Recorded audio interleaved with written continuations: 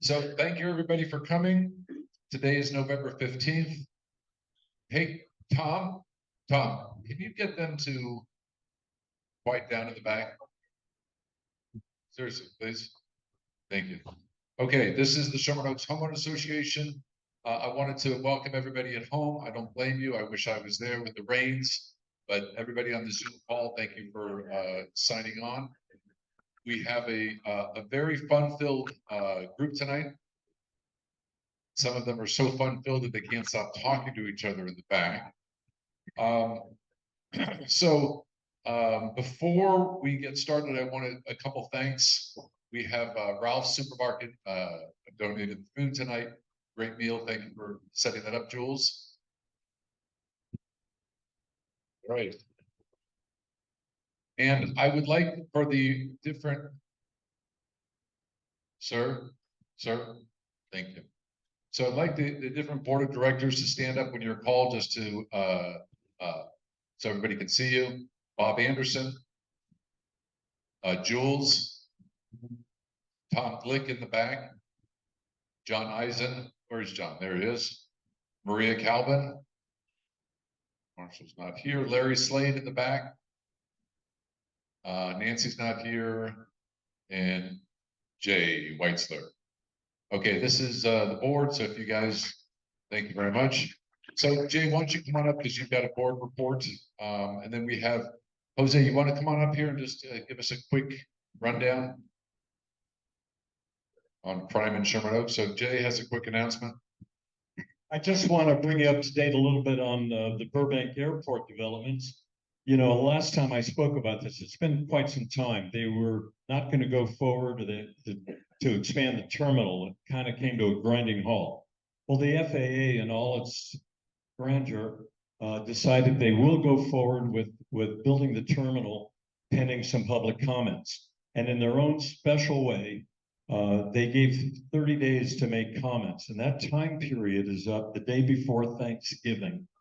We actually only had 2 weeks notice. So Studio City for Quiet Skies, if you can go on their website at studiocityforquietskies.com, Studio City for quietskies.com. They have a link where you can register your request that the time be extended within which to make comments. And it's another very, very, very easy link to register a comment about and they have a comment for you. You can cut and paste it about getting an extension and why they should give an extension of time to comment on the expansion. So please do that. It's very important, or we're going to have a big terminal out there. We had 2 near misses earlier this year in February and March. So it's important that we keep track as to what they're doing. Secondly, real quickly, I want to give a shout out to Mark's Gardens. You know, they had a big fire there. It just destroyed the place. It still stinks of fire when you walk by it. But if you walk by it, you'll see how wonderful that the management and ownership of Mark's Garden is. They've decorated it with flowers cut out of cardboard or something. And they have rulers, and big, huge rulers saying it's under construction, we're repairing the damage. I just think that they keep that storefront the best in Sherman Oaks. It's really wonderful. So when they are rebuilt, please go by and at the very least tell them that you love them and thank you for being in Sherman Oaks, because they're a terrific neighbor. Thank you. Say. Good evening, everybody. I'm Officer Saldana. I'm the city lead officer for the southern portion of Sherman Oaks. Officer Mariana is on vacation. She'll be back around the 21st of August. I just want to give you a little update on our burglaries. And we had several burglaries. There was one significant burglary on Valley Vista, on 13,000 block of Valley Vista. That was a hot row. Basically, the suspect tried to enter through the rear door. The owner confronted the suspect, and he fled the location, which is very rare for that situation for a suspect. So just advice is if somebody's knocking on your door and you don't recognize them, at least make yourself known that you're there. And don't just stay quiet, because these people are looking for if somebody's home or not home. So make yourself known and just make you don't have to open the door. But we have a surprise visit by Commander, our Deputy Chief Hamilton, and our new Captain Vargas. I could get him up here so he can introduce himself. He's the commanding officer for Van Nuys. He's in charge of all our detectives and our patrol officers. Good evening, everyone. My name is Alex Vargas. I have been here at Van Nuys Division for about 4 months now, but I'm not new to Van Nuys. I used to work here about 25 years ago when I was an officer, and I also worked vice. So I'm familiar with the area. And when there was a big shuffle about in July of captains, I was fortunate enough to be able to ask where I wanted to go, and of my choice of the division, I didn't hesitate and say, and I said Van Nuys, and I'm glad I'm here. I feel very lucky, very fortunate to be very supportive. I wanted to know, and actually, I would have probably never left Van Nuys, but I did apply to be a senior lead in an area very similar to this area, and somebody who's standing up here actually applied for the same position and actually beat me out for that position. He is now your senior lead. Or else, history would have been totally different. I probably would have been back here as your senior lead, and you probably would have been here as your captain. But glad things work out for a reason. I'm glad I'm here. Again, I want to thank all Sherman Oaks, Van Nuys. I have seen nothing but support for our officers. We're tiny, but we're mighty, and these officers work very hard for you. I want you to know that. We're one of the smallest commands in the cities, but you would never know that because these officers are very dedicated to making sure that your safety and you're safe. And I remind them every day that we are very fortunate. There's not a lot of parts of the city where you find this much support for our law enforcement officers nowadays. So I am grateful for that. Thank you. You know, that's one of the reasons why I wanted to come to Van Nuys, because I knew we had a strong community support, great division, and my old partner here was the deputy chief, Alan Hamilton. I was a young officer here. He was P3 in the car, and I loved working with him back then, and I knew he's a great boss now. So I'm happy to be here, and reach out for me, whatever you need. Okay, so thank you. Thank you. Thank you. And Alan, can you stand up also? Chief Alan Hamilton, everyone. Thank you guys for coming, and thank you guys for everything that you do. You know, you always have our support, and you guys do an amazing job. Thank you. Okay, so we have a couple of officials from the city, so come on up, and then we'll get into, where's my notes? Oh, here we go. Oh, and also, for you folks on Zoom, you do want to stay on to the very, very end, because you're going to really be happy, very excited to hear who our January speakers are. It's going to be a very, very interesting night. Hello. Hi there. It's been a while. It's going to be like riding a bike. Hi, SOHA. Emma Taylor, District Director for Councilmember Nithya Raman. Good to see you all, even on this rainy evening. I had a couple things to talk about. The first one, we're really excited. We've been talking since the beginning of November about the circle expansion into Sherman Oaks. So those of you who don't know, our office basically has been advocating with the mayor's office to expand the circle program, which is a community-led outreach that is coupled. We work very closely with LAPD, and it's for people experiencing homelessness who may be having non-emergency needs that need to be assessed. And so what you can do is call the non-emergency number. I think most people know it, 877-ASK-LAPD. And you can say, you know, there is a person maybe having a mental health crisis, anything that would fall under the non-emergency category. So, you know, obviously if people are feeling unsafe or threatened, call 911.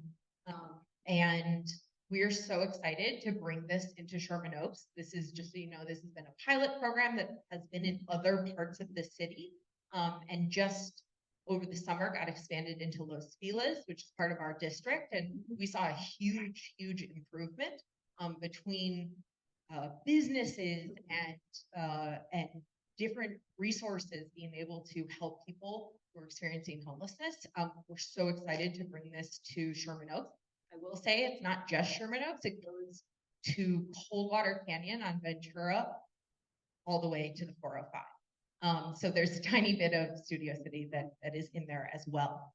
So I encourage you, if you want to learn more, definitely come talk to me about it. Captain Vargas knows all about it. And so we just are really excited to bring this here. And yeah. Question for you. Yeah. Question for you on this. Actually, let me switch mics. Thank you. So a few people are talking about the Circle program and wondering. So when they call, there's an incident that's happening in front of their business on Ventura Boulevard. What should the Joe average public expect as far as response time for somebody from the Circle program to come out there? So that's a really good question. It can be usually really quickly.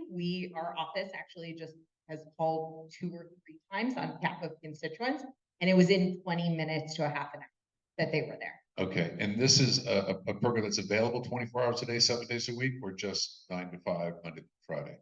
I believe 24 hours, but I will double check right now. Okay, great, thank you. Okay, great. Thank you.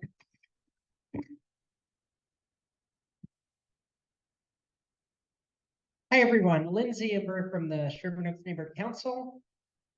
Very quickly, we have tomorrow, the Planning and Land Use Committee will be meeting at the library and discussing the vaunted Ethel project. Remember that this is a by right project, so this isn't going to be one of those discussions where someone's voting to approve or not. This is just to learn, be educated, and see if we can come to some sort of a solution that works for everyone, or at least as best we can. So that's tomorrow at the library. As for our board, we meet every second Monday of the month right here in this room. Thanks, everyone.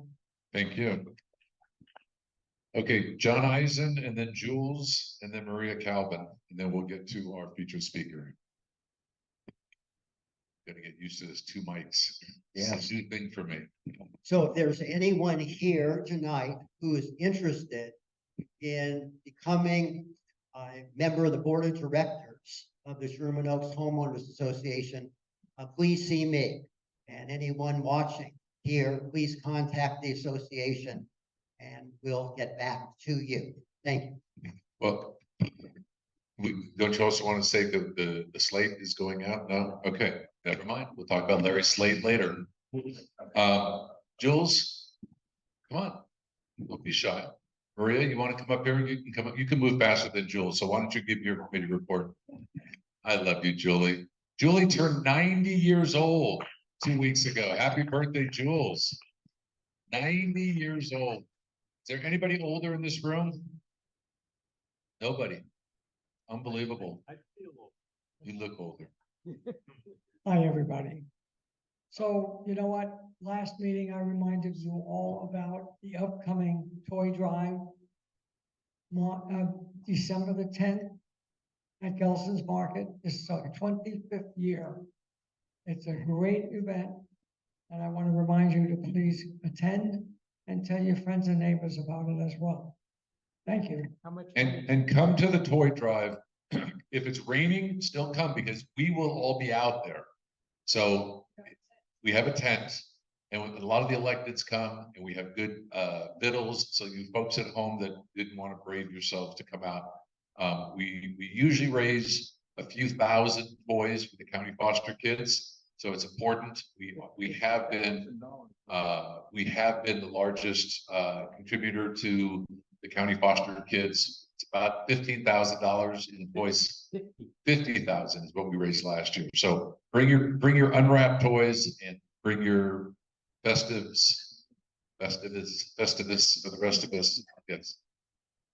So I don't usually come with great news because I always have the housing issues that I deal with, but I do have good news. So we did a lot of advocacy work on this side of the hill, on the west side, trying to make sure we get some of these overlays that they're putting in our single family neighborhoods to allow apartments to be built. And we just got notified that two of the three possible ways they can do that have been removed and are not being considered, and both of them were pretty impactful for Sherman Oaks. We still have one, which is called Opportunity Residential Corridors, which affect Valley Vista. So Friday, you will get a email blast asking you to send a letter to the mayor. It is a different letter, and we're requesting that that overlay be removed as well, because we've shown you that we don't need to do this to our single family neighborhoods. We have plenty of zoning capacity in the city. So please do that. We have a lot of people on the west side working with us, a lot of people in the valley. So we all need to get together and keep writing to the mayor. So thank you. That's my. Thank you. And just, she's being a little modest, Maria. She's been working along with her committee, but mostly Maria, for a long time on this victory. So it's a huge victory for single family residents, homeowners. The blight or the effect that the city would have had as far as these overlays were not removed would have been horrendous. So many of you don't know a lot of the things that are happening behind the scenes, but she has been working hundreds of hours on this. And thank you so much for all that you do.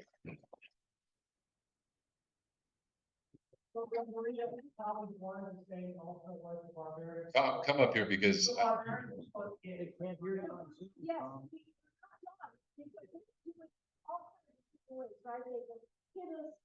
Community clients, so we have to keep pushing, but they are hearing us. So they said as a result of our outreach, of hearing from all of you, they decided to go back again. So we just have to do that. okay, so that's okay. So for the folks at home on the Zoom, you missed a big part of it. Anyway, it's not over. She's still fighting. There's still dangers at the gates. So Tamar, you want to come on up here? So you guys, most of you guys know Tamar Galatzan. She has been a fixture of this association for, I don't know, 2 or 3 years now. Probably 20 years. Is it 20 years? She used to make fun of the way Richard would introduce her. Here, sit down. So, but again, Tamar was our neighborhood prosecutor for the city of Los Angeles, for the city attorney's office for years and years and years.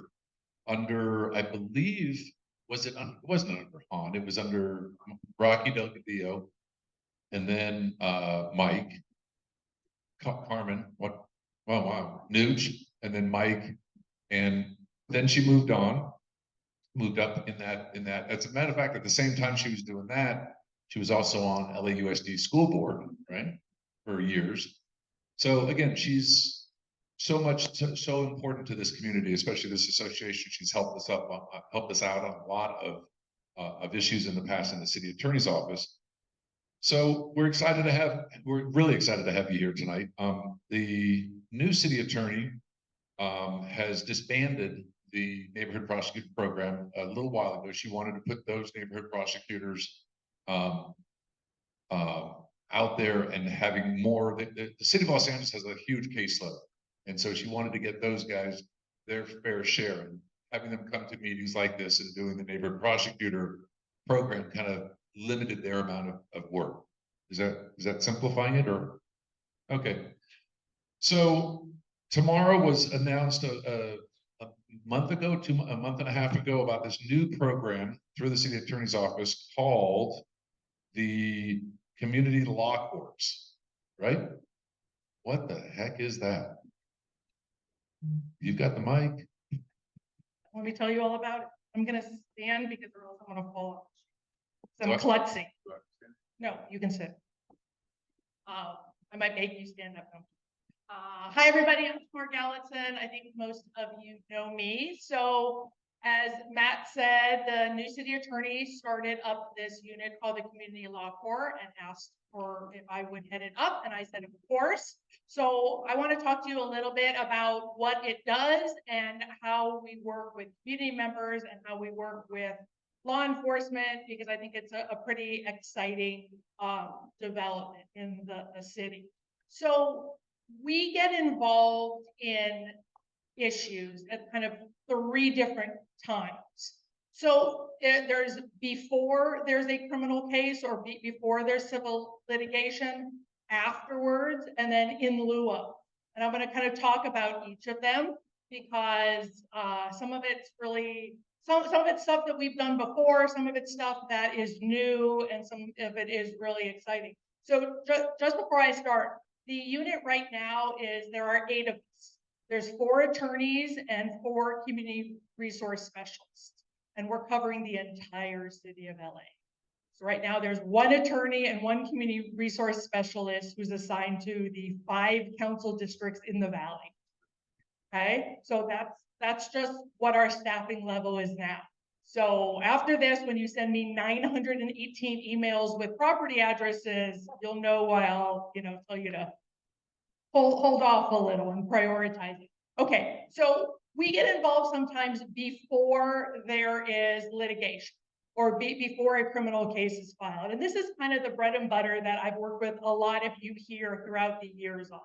And this is, it's always better, cheaper, more efficient, faster to resolve a problem just by voluntary compliance. If we can get the person to do or stop doing what is causing a problem, it's always better than going to court and involving a bunch of lawyers. No offense to the lawyers in the room, but we don't make things move quickly. So this is, your standard, a lot of party houses, short-term rental issues, a lot of blighted property in neighborhoods, the vacant house, the one where there's squatters inside, there's people there, it keeps getting broken into. It's the house with trash and debris everywhere. It's all of those kind of blighted conditions in the community that we're always concerned with. So we spend our time tracking property owners down, talking to them, trying to figure out why they're not maintaining the property. Who are those people living there? Do they know them? Is there an eviction involved? Kind of all of those things that traditionally we try to do. And sometimes we can get a property into compliance. So we had a property that we were working on in the valley where there were illegal short-term rentals. We finally got to the property owner and he decided he was sick and tired of us yelling at him. So he decided to put it on the market, which is great. It's usually the solution or a solution, and no offense to Matt and his fellow real estate professionals, the real estate agent very prominently in the advertisement listed all the awesome money you can make short-term renting this property. That is illegal to short-term rent because it's a rent stabilized property and they can never, ever short-term rent that property. The realtor wasn't incredibly cooperative with us, but the attorney for the realtor was very cooperative. And we explained what the situation was. He understood immediately. The ad got pulled, and eventually we ended up speaking with the woman who's buying the property. She understands the conditions. She understands she can't short-term rent that property, and we think she's going to be a responsible property owner there. So that was kind of a little win for us. We've had several others involving properties that are being used, like a vacant residential lot was being used to store commercial vehicles. We got them removed. So kind of those kinds of things are really our bread and butter. One of the things that our new unit, we're taken out of criminal. So we are not prosecutors anymore. We're in the municipal side of the office. So one of the exciting opportunities with that comes that as a prosecutor, I could never get involved in the investigation because that would make me a witness, not a prosecutor, right? So sometimes we would just have to sit there and wait and twiddle our thumbs and hope the investigation happened and hope that everyone was doing what they said they were going to do. Well, now we can actually get involved in the investigation a little because we're not going to be prosecuting it. So an example was we had we have a situation where a property owner has there's trash and debris, there's overgrown foliage, the property looks like a mess, but according to the neighbors, the man is also breeding peacocks in his backyard. So, and of course, he will not let animal services in to do an inspection, won't let building and safety in. You can't see in the property. Today, we were joking about asking the LAPD helicopter to go up, and maybe we could see if we can take a picture in the backyard. So we're working with both animal services and building and safety about getting a warrant or something like that to go into the property, because it's been languishing for years because kind of no one really knows what to do and how to get into it. And so that's one example. Another example is I got a call from a colleague who works at the LA County Department of Health, and he said that they've recently been getting complaints, County Health Department, of these like kind of commercial ghost kitchens that have been popping up in usually in warehouses and those kinds of things, and they have no health permits. So they just recently went out to 2 different locations in the city because they were cooking food with no health permits, which obviously is an issue. And they said when they got there, the inspectors were a little bit concerned because not only were there no health permits, but apparently there were gas lines running in the middle of the room. There was electricity that they had hooked up themselves. And in my personal favorite, they were storing propane tanks next to the stove.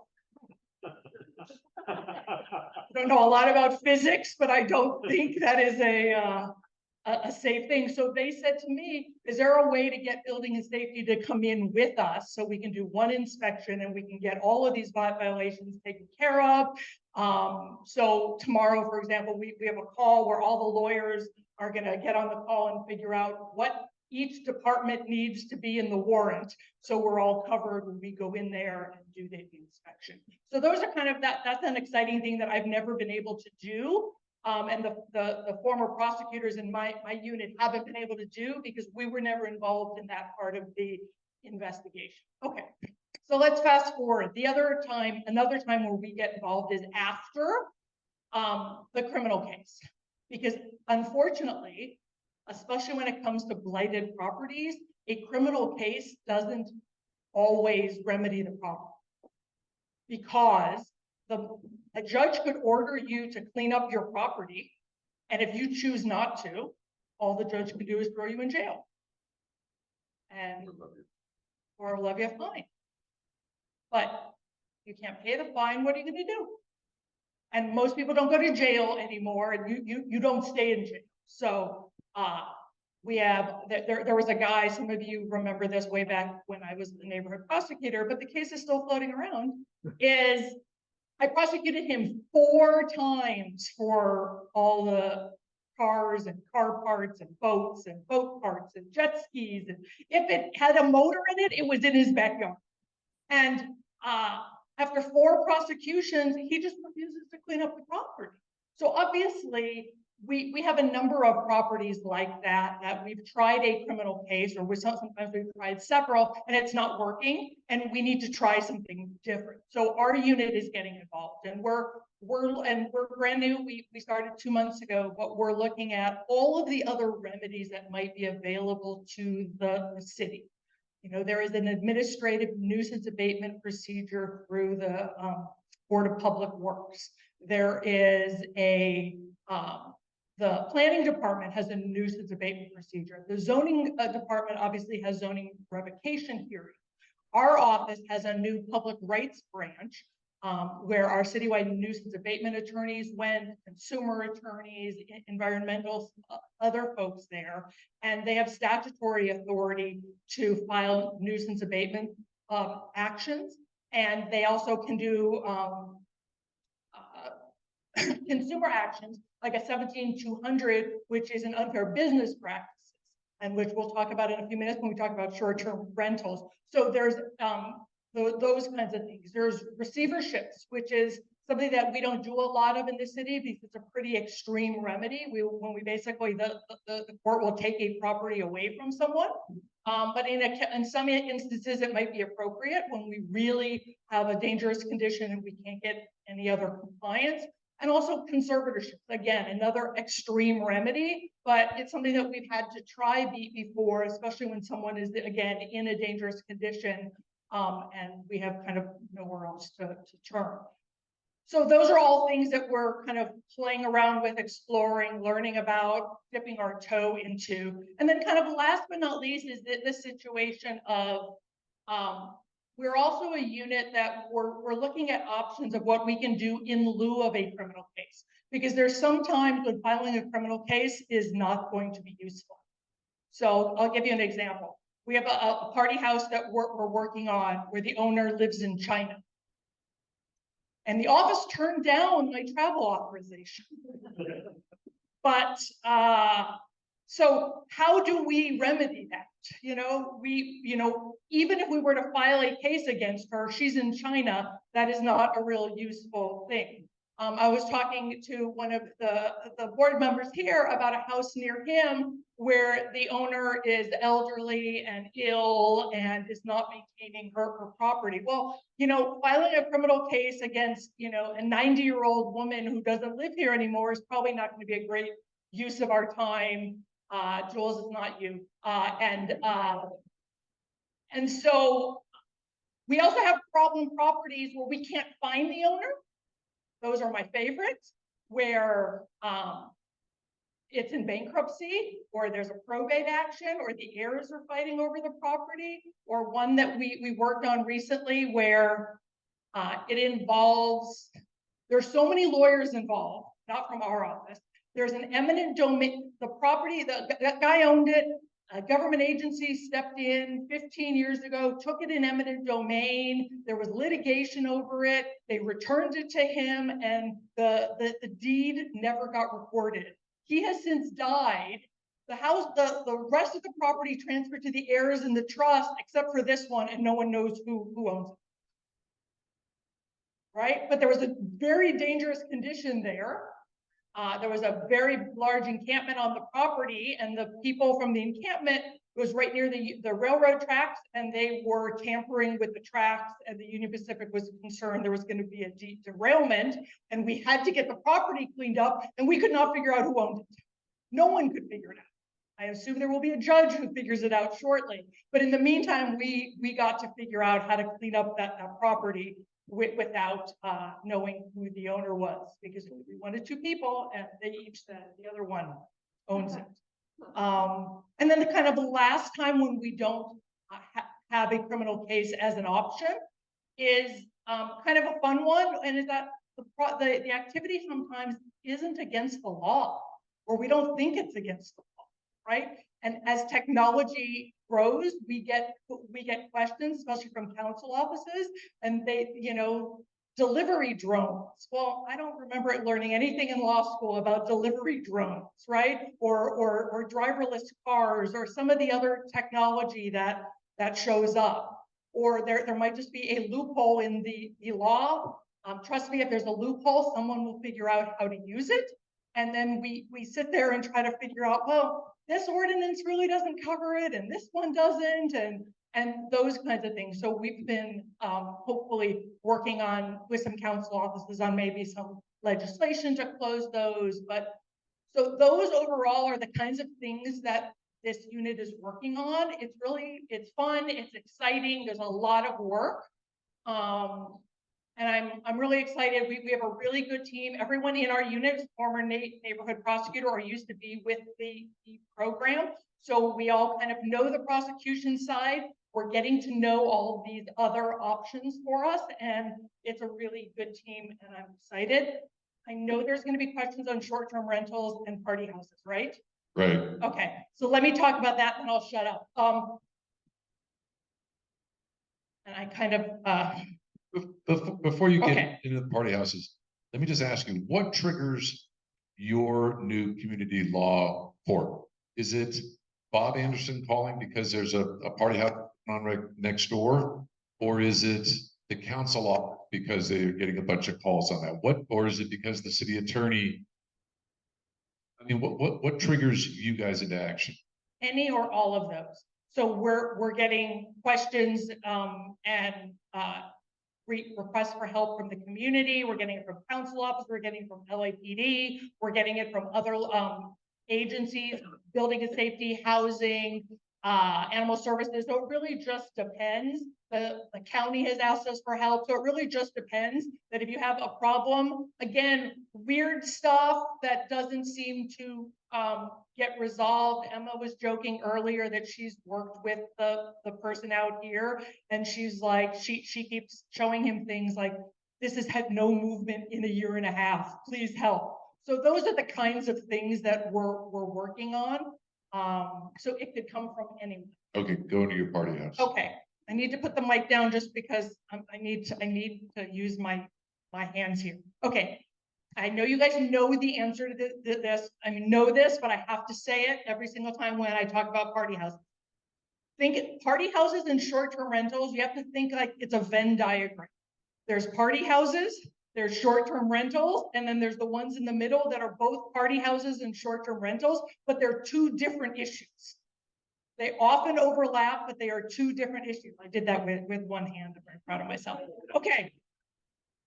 Let me talk short-term rentals really quickly. As you probably have told, because Emma's told you, or you've heard from some of the other council offices, late last year, early this year, maybe December, January, Councilman Rahman and a couple other council members asked for two reports about short-term rent. One was, what are other cities doing that seem to work better than what we're doing? And the other report is, if you take our ordinance that we currently have, or ordinances, what can we do better? What isn't being enforced? What isn't being investigated? What documentation isn't working? Why isn't this ordinance working? So those, and so planning, building and safety, housing, our office and LAPD, I think all weighed in on that. And the reports came back last month to council. So they're online if anybody wants some light reading. It's about 100 pages total in the two reports. So hopefully now the council has a roadmap and they can choose how to move forward, because there are ways to, we have some good ordinances that the enforcement is not great. And so hopefully council will choose to move forward on one or both of those reports and get us some help on the short-term rental issue.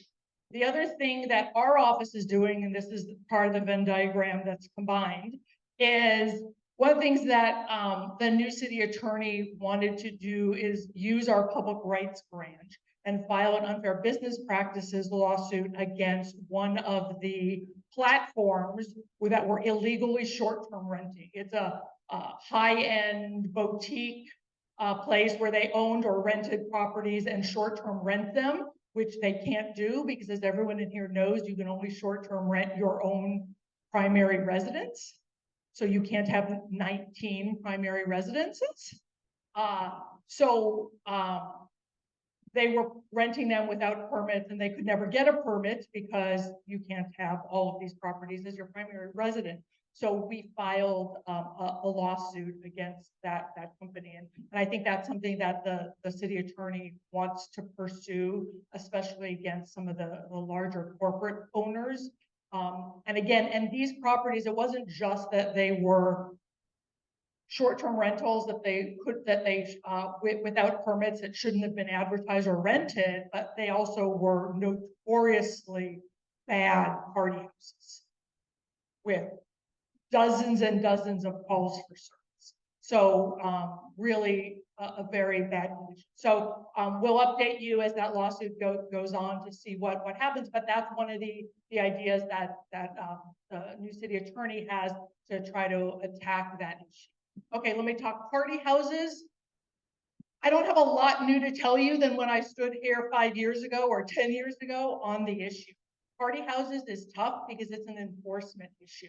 And right now, LAPD is the only agency out there that really can do enforcement. And as you know, it is hard to get them out on especially a busy Friday or Saturday night to break up a party because of deployment issues and a whole bunch of other things. So it's still a tough issue, and I wish I had better news for you. But when you do have those chronic locations, if you let our office know, and again, there's only, 4 attorneys in the whole unit. We have been tracking down property owners. There was one we talked to the other day who has just really crappy tenants and their lease is up at the end of the month and he's not renewing it. So there's some things that we can do. I mean, after we basically had our elbow in his neck, he's not renewing their contract. So there's some things that we can do there and we're happy to try, but that's a really hard issue for the city to deal with just because we don't have the kinds of reports that we wish we did on those issues. And that's So I think we all wish you were a little bit more compassionate about this. It's a little bit more excited about it. We miss you here tomorrow. So I have one question though, before we get into this. You told us years and years ago about, I'm pretty sure it was you when you were the neighbor prosecutor, about a woman who was having an issue with her neighbor and the squirrel looking into her house. Was that you or was that somebody else? I had one where there was a neighbor dispute over theft of oranges from an orange tree. From the squirrel Yeah, was it was taking. a squirrel. So how did that get resolved? We actually did a little wanted poster for the squirrel. It was up in the senior lead office for several years. All right. Okay, so it sounds like your new division, your new task is to identify issues and figure out the math to get it taken care of in a different way than the city's been doing it. So there's 2 issues that we're hearing from our members that are really irking them. One is the smash and grabs. So hopefully your office can, or you can address that. And the other is the invasion and these guys that are taking advantage of citizens, homeowners a lot of times, or people in cars that are masked. They're wearing their COVID masks, and they're the ones that are wearing the COVID masks. So it used to be where you use a gun, you use a gun, you go to jail. That doesn't work that much anymore. But is there anything that can be done? All these guys, these home invasion, they wear masks. And it's not because they're worried about getting COVID. It's because they're trying to hide themselves. So is that something that you guys are looking into? Is smash and grab something that you guys are looking into? So I can tell you with the smash and grabs, I know that Chief Hamilton had a meeting with some folks in my office on the criminal side, that this is something that the criminal side of the office is working on with LAPD. And I know they brainstormed some ideas on that issue and they're going to be working on it. That's not something that our unit is working on. That's something that the criminal side of our office is definitely working on. And I'm going to really embarrass him, but I'm going to tell you this random story about Chief Hamilton right now, because what you said just reminded me. Years ago, we worked together in, I think, North Hollywood, and there was a press conference about bank robberies, and this he's laughing at me. He knows what I'm going to say. And because there was this rash of like bank robberies or something where people would wear their hoods, and it was to tell businesses that you could just tell people to take off their hoods. And he said it's not raining in the bank. And every single time since then, for probably 15 years, every time I see someone indoors with their hood on, I think it's not raining in the bank. So it's the same thing with the masks. I have not heard of our office working on that issue, but I will ask around. I would be just thinking out loud, kind of, you can't really prohibit someone from wearing their COVID mask, right? No, you can't. And again, but that's not the purpose of No, this. yeah. And again, we don't want to profile people, but the reality is that every single home invasion you see, and they're wearing a mask and they're wearing a hoodie, so they're hiding their identity. So it's not raining in the bank, right? Exactly. Let me think about it. Let me think about it and ask around, and I will promise that. But I know the smash and grabs is something that we are working on. Okay. LAPD. So I'm going to go back. Is Eileen Cohen either on Zoom or in the room? Okay. So Eileen has had an issue for a while. I'm gonna go back to the party houses because that's definitely an issue. Eileen has called senior lead, she's called Nithya Raman's office, she's gone into the local police station about a party house on Dixie Canyon. And nobody returns her calls, nothing seems to happen. But in addition to that, this particular property on the 3600 block of Dixie Canyon, when these parties are going on, no emergency vehicles. If there was, God forbid, a fire or an emergency from somebody up above that an ambulance needed to get through, it's not going to happen. It's not going to get through. So it's not just a party and a nuisance. It's also a health and safety issue.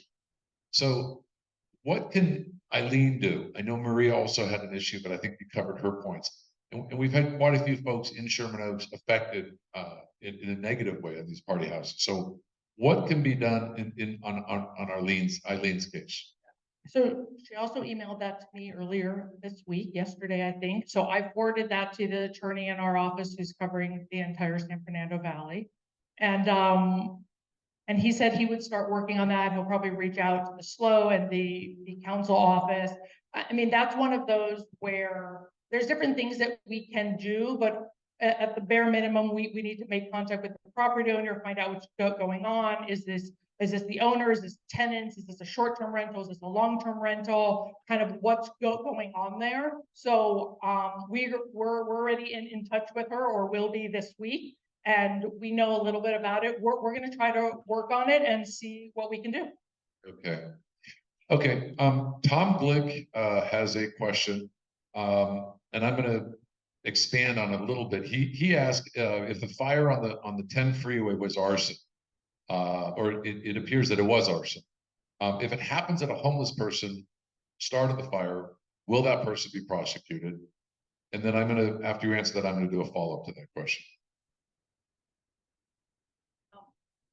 Once again, I'm no longer in the prosecution business. I'm on the other side of the office. So I can't answer what our office or that one would most likely be the DA's office anyway, because if that's not a felony, I don't know what is. Good luck with getting prosecution district attorney's office, but well, that's a different subject. That we can deal with in elections coming up in March, maybe, if people will vote. So let me do a follow-up on that. But you're now in the business of solving bigger issues.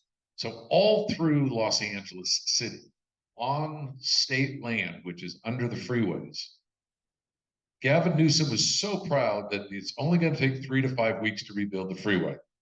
Karen Bass was quick to point out that it's arson, not necessarily a homeless person.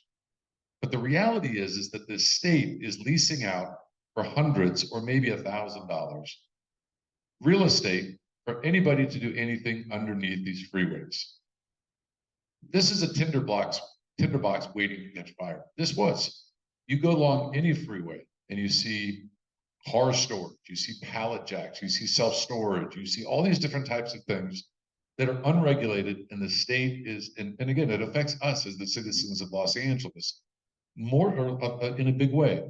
Is this a big enough project where you can go to this Caltrans and say, be responsible and check what's being underneath your freeways?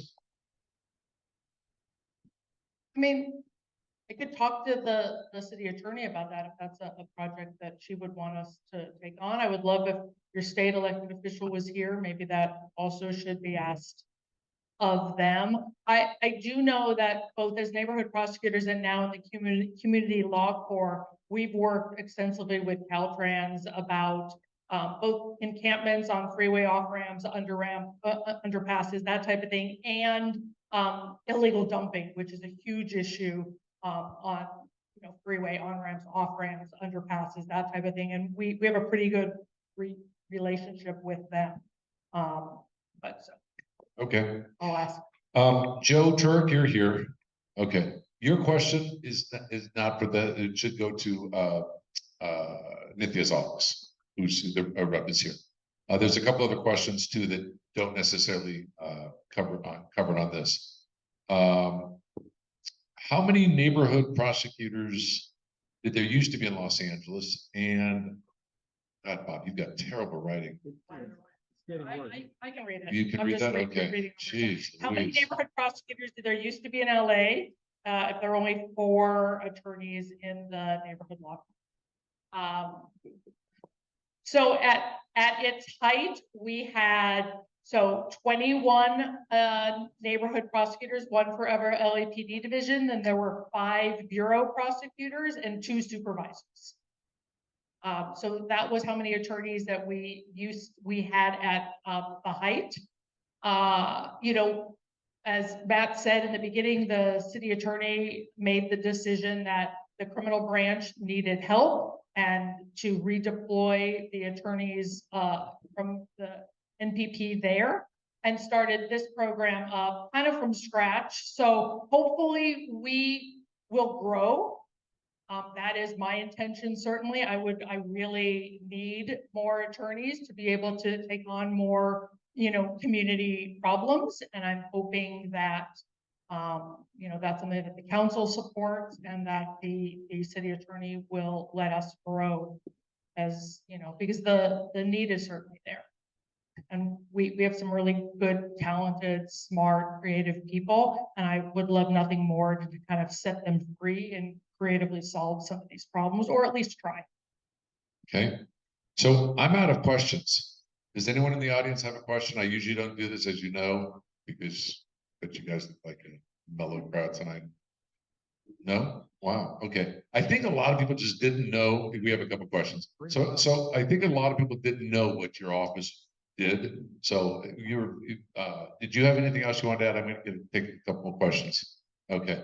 Yes, sir. Speak loud. Repeat the question. Question regarding the use of gun in your own home, or if you are camping while you're in your own tent, does it get considered to be a dog, or are you protected? I know. So the question is, can you use a gun in your own home? And also, if you're a camper or a homeless person in a tent, can you use a gun in your tent to protect yourself? I'm turning that one over to LAPD. Anybody? Gun in your own home, gun in your tent? Gun in your own home, you can definitely use if you're protecting yourself, right? We're gonna let the chief take this one. You want me to walk over to you? Okay, good, because I'm too tired. I don't think I could move. So I'm gonna be kind of brief, but, so I want to make sure everyone understands something, because, given everything that's happened since October 7th, we've had a lot of inquiries about this. So I want to make sure I answer your question directly and clearly. So number one, you are allowed to have a firearm in your residence, as long as it is lawfully purchased and lawfully possessed. Just give me one second. Okay? Oh, can you hear me back there? Okay. So the issue is often having guns away from your residence. Okay, without a valid concealed carry permit. I strongly recommend against people carrying firearms. In your residence, you're fine. You have to have, if you're going to conceal a weapon on your person, a permit, which we now issue those on the LAPD. We're averaging somewhere between 40 to 50 of those a month that are being given out to members of the public that meet the requirements.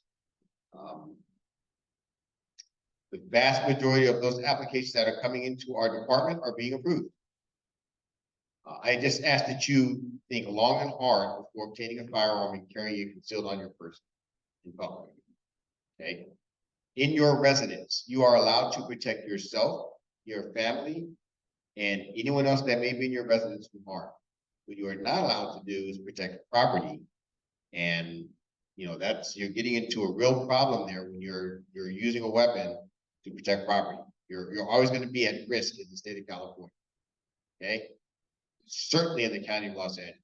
So you really need to have a legitimate fear that a person is going to be harmed in your residence before you resort to deadly. And what about in the camping? You're outside of the home, but within your own little space, and somebody comes several years ago. Only with the carry permit, what he just said. Yeah, if you're outside of a residence, now if you're talking about someone that is experiencing homelessness, I will tell you that we have a strange, an anomaly here in the San Fernando Valley.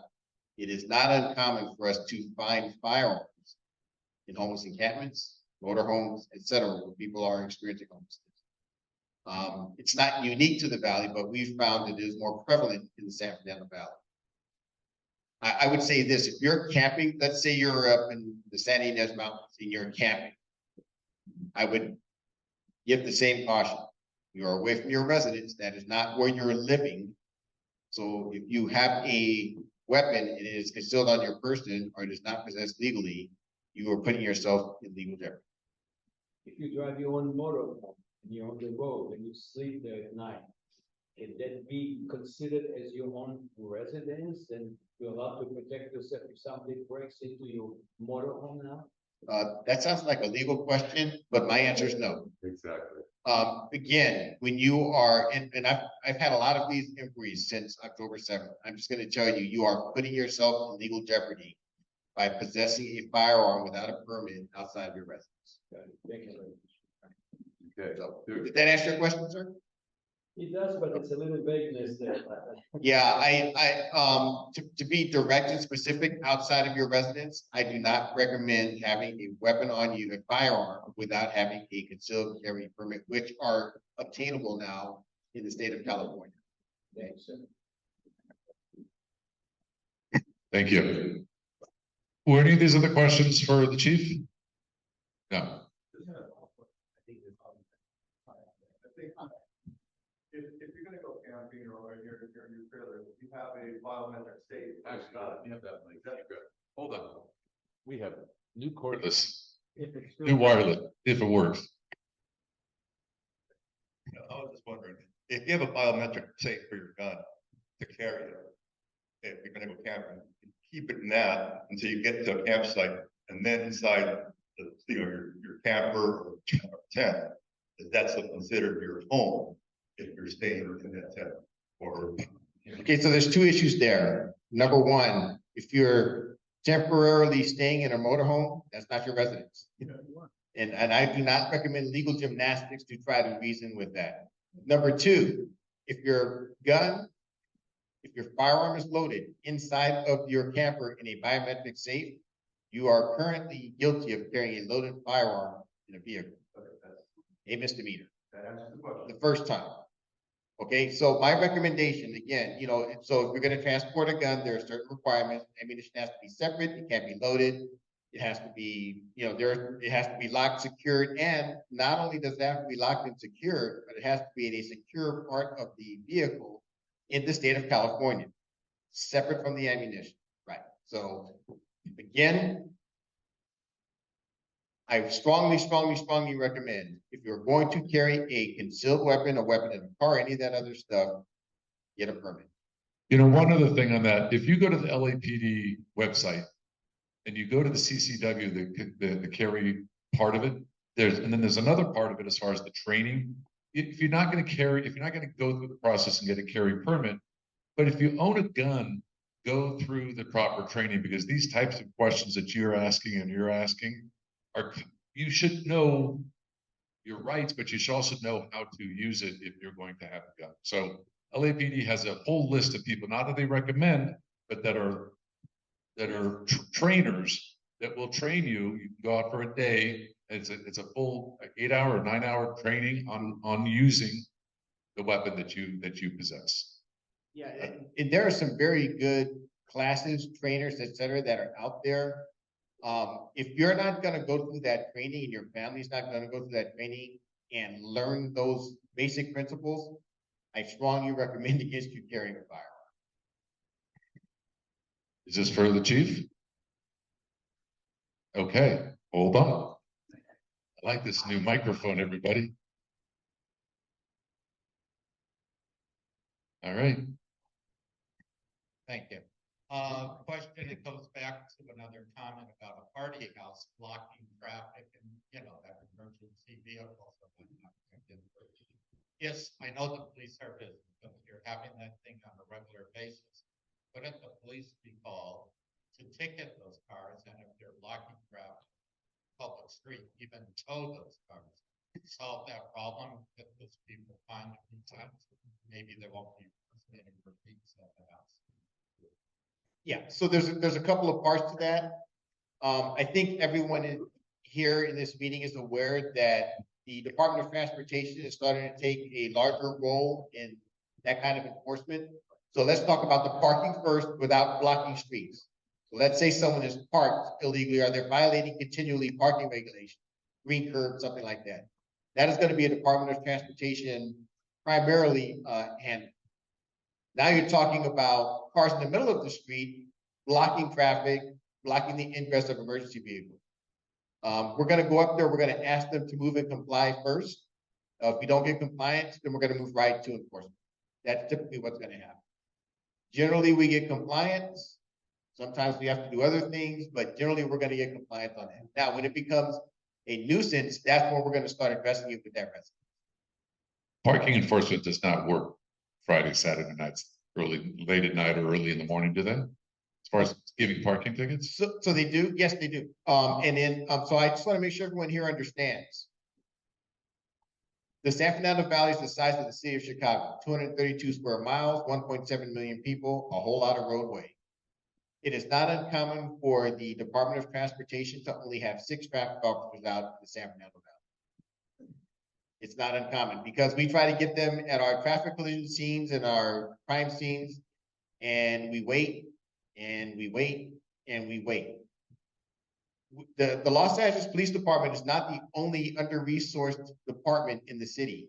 We are currently short 7,000 city employees, and the Department of Transportation is part of that. So it really is going to depend on who is available and who can help show up to help us out. I'm going to put you on the spot for a second because you're up here. So how many sworn officers should we have in LAPD? So I'm gonna give everyone, so I'm gonna go all the way back to the Chief Bratton years. When Bill Bratton got here to Los Angeles, he said at a minimum, the Los Angeles Police Department should have 50,000 officers. So when he left office, he built it up a little bit. When Mayor Villaraigosa came in, he said, we should probably have at least 12,500 officers.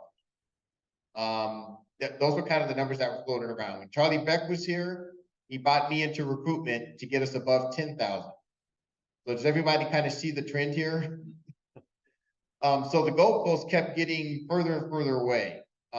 Right now, we have a former president of the police commission, Commissioner Briggs, who felt that at a minimum, the city of Los Angeles needed 12,500 sworn employees and a whole lot more civilian employees and professional staff. Our chief, Chief Moore, has been crystal clear. It is very difficult to police Los Angeles at our current numbers, and we're making every effort. But to police this city, you're really talking about 11,000 to 12,000 sworn officers at a minimum. And what do we have right now? As of last Sunday, we had 8,943, I believe was the number that was given out at Police Commission yesterday. Okay. So again, part of it's funding. And I should say, I did a little bit of research. The last time we were at 8,900 and I believe it was 56 was the year 1996, which I think you were still working here at Van Nuys, right, Alex? And I had just left Van Nuys 6 months before that. We had that number here back then. Crazy. Okay. Oh, come on. What, Jay? Is this for me or tomorrow? I mean, Definitely not for you. okay. Is it for tomorrow? No. Can we ask it tomorrow? One final question about this. Hold on. I think you're probably familiar with the so-called defund the police movement, and in part of that, they want to take money that would go to the police and put it into the private sector. What I want to ask you, relative to parking enforcement, what is the police position on whether or not that's something that can be farmed out to non-police officers? I don't know if it's a legal issue or not, but as far as the position of the police department, would you welcome non-sworn police officers to be parking enforcement people so that you might be able to have more people? Yeah, so our current Department of Transportation employees are not sworn police officers. But I will say one thing about the the tasking, there was an attempt to have Department of Transportation employees engage in doing traffic stops and traffic enforcement in the city of Los Angeles. My understanding is that the union that represents the Department of Transportation employees basically said under no circumstances are we going to be doing traffic stops because it's too dangerous. So as far as them getting into that area, I think their union, their bargaining unit has been pretty clear. They are not interested in getting into that in the city of Los Angeles. And it, quite frankly, is a pretty risky proposition. But the pure parking enforcement, that's non-sworn. That is not sworn, and they do that. That is dangerous enough as it is. As some of you have probably seen on the, if you go to YouTube, you will see some very serious confrontations. They are not armed. They rely on us to protect them, and we respond to those calls regularly, where people are upset about getting citations.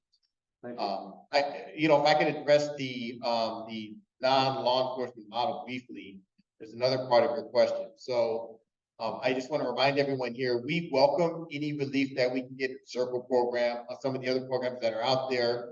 We welcome that assistance because there are some things that we can offload and have, for non-law enforcement response. I just want to remind everyone, when you have a Los Angeles police officer respond, that is someone that is vetted, that's been through a very strenuous process, that is very well trained, and that is capable of handling just about anything where they're not going to necessarily have to call in other people. If we send someone that is an unarmed response model, what is the level of their training? What can they actually handle? What are their rights for entering property? Are these people that are unvetted? So all those questions need to be answered by the entity before we hire those people and allow them to go into people's homes, into people's vehicles, and do all of these things to assist us. We welcome the assistance, but we also insist that they be vetted, well-trained, and properly equipped. So let me just expand on that a little bit, because a lot of our folks at home that join us on Zoom and that are in the room, if you've got extra time on your hands, that's what he's talking about. Either working at Van Nuys in the station itself, but there's also, like what Andrew does, goes out. There's folks that go out into the community in cars and look for issues. They're not going to make arrests, but they'll drive around in non-marked police cars, or police, not cars, but vehicles that the city owns. And they'll look, and if there's something suspicious going on, if there's been some break-ins in a certain neighborhood, they'll hang out there and they'll be the eyes and ears for these guys. So if you guys have time on your hands, you want to get involved, and you want to help the community, there's some great opportunities to do that. So that's kind of what you were saying. We absolutely are always looking for volunteers to join our volunteer community patrol. They drive around in a volunteer LAPD uniform in the BMW i3s. We are absolutely looking for volunteers all the time. We welcome people to come and avail themselves of that opportunity. We also suggest you attend the Community Police Academy, which we give up at Davis 4 times a year. All of those things. So I want everybody to go back to that number of 8943 sworn officers. Okay, how can you help directly? For everyone we've got a guy at Devonshire Station that worked the detective desk for 17 years and barely missed a day. Can you imagine how much? So if he wasn't there, we would have had to put a sworn or civilian employee there because someone's got to answer the phones and help the public. Just think of the amount of money that person saved your city in 17 years. We are always looking for volunteers, even if it is just to work detectives, front desk, or something like that. But when we're as challenged with resources as we are, we need all the help we can get, and we absolutely will provide you the training and the resources to help us out in that role. But we're always looking for people, and we'll be happy to take you in as a volunteer. Thank you so much. Okay, thank you. Tamar, thank you so much for coming as well. Let's hear it for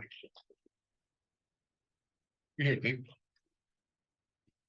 Take a bow. Thank you. All right. Okay, so make sure you clean up your areas before you leave. And also, please mark your calendars. We will not be here in December. We're never here in December, okay? So we're all start. However, mark your calendar for the third Wednesday in January, before you leave. Third Wednesday in January is gonna be a lot of fun. It's gonna be our CD4 for council member debate. So it's going to be Nithya Raman versus Ethan Weaver, and it's gonna be hosted by Sherman Oaks Homeowners Association, but the moderator is gonna be Phil Schuman. You guys have all used to seeing Phil. He's great. And so mark your calendars, and we'll see you guys then.